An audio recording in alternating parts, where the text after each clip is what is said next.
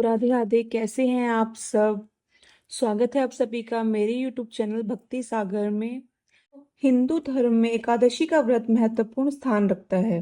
प्रत्येक वर्ष 24 एकादशियां होती हैं। जब अधिक मास या अमल मास आता है तब इनकी संख्या बढ़कर 26 हो जाती है। श्रावण मास की कृष्ण एकादशी का नाम कामिका है। उसके सुनने मात्र से वाजपेयी यज्ञ का फल मिलता है। तो आइए जानते हैं एकादशी व्रत कथा। कुंती पुत्र धर्मराज युधिष्ठिर कहने लगे कि हे भगवान, आषाढ़ शुक्ल देवशनी एकादशी तथा चातुर्मास्य महात्म्य मैंने भली प्रकार से सुना। अब कृपा करके श्रावण कृष्ण एकादशी का क्या नाम है सो बताइए। श्री कृष्ण भगवान कहने लगे कि हे युधिष्ठिर, इस एकादशी की कथा एक समय स्वयं ब्रह्मा जी ने देवर्षि नारद से कही थी। वही मैं तुमसे कहता हूँ। नारद जी ने ब्रह्मा जी से पूछा था कि हे पितामह, श्रावण मास के कृष्ण पक्ष की एकादशी की कथा सुनने की मेरी इच्छा है। उसका क्या नाम है, क्या विधि है और उसका महात्म्य क्या है, सो कृपा करके कहिए।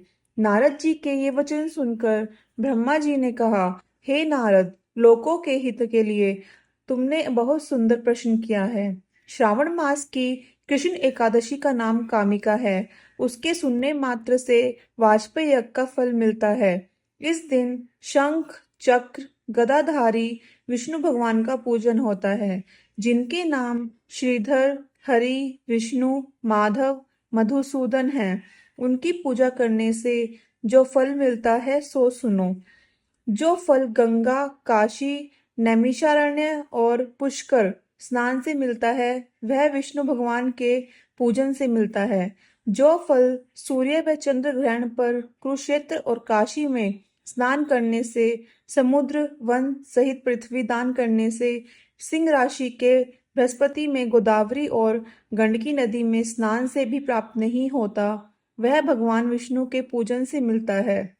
जो मनुष्य श्रावण में भगवान का पूजन करते हैं उनसे देवता, गंधर्व और सूर्य आदि सब पूजित हो जाते हैं। अतः पापों से डरने वाले मनुष्य को कामिका एकादशी का व्रत और विष्णु भगवान का पूजन अवश्यमेव करना चाहिए। पाप रूपी कीचड़ में फंसे हुए और संसार रूपी समुद्र में डूबे मनुष्यों के लिए इस एकादशी का व्रत और भगवान विष्णु का पूजन अत्यंत आवश्यक है। इससे पढ़कर पापों के नाशों का कोई उपाय नहीं है। हे नारद, स्वयं भगवान ने यही कहा है कि कामिका व्रत से जीव योनि को प्राप्त नहीं होता।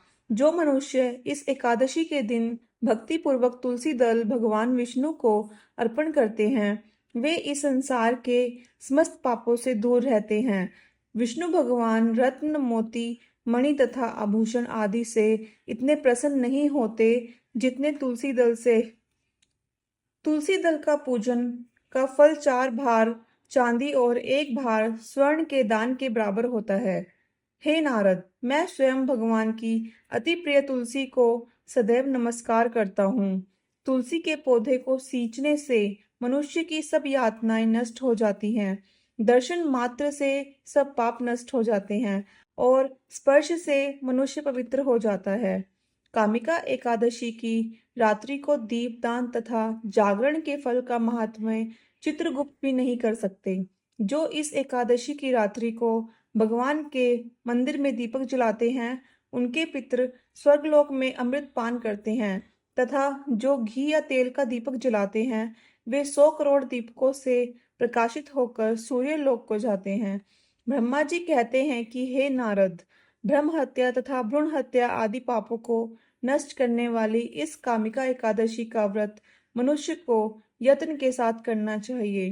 कामिका एकादशी के व्रत का महात्म्य श्रद्धा से सुनने और पढ़ने वाला मनुष्य सभी पापों से मुक्त होकर विष्णु लोक को जाता है। राधे राधे। जय श्री हरि।